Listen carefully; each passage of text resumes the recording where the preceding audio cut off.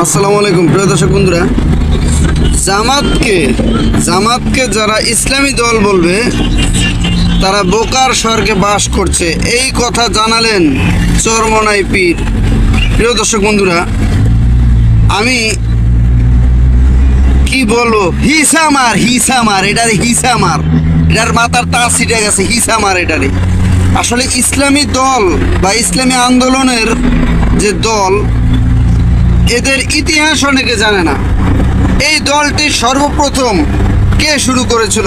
দেলোয়ার হোসেন সাঈদী, মামুনুল হক সাহেবের পিতা শাইখুল হাদিস আল্লামা আজিজুল হক সাহেব এবং আরও বেশ কয়েকজন আলেম মিলে এই দলটি শুরু করেছিল। তার মধ্যে চরমনাইর পীরও একজন ছিল।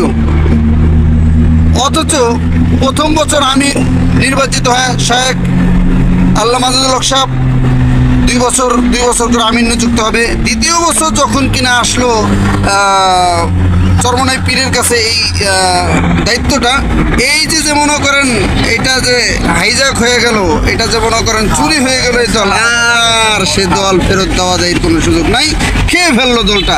এই হচ্ছে মনে করেন চরমনাই পীরের অবস্থা বা এই ইসলামী আন্দোলনের মূল সূত্র।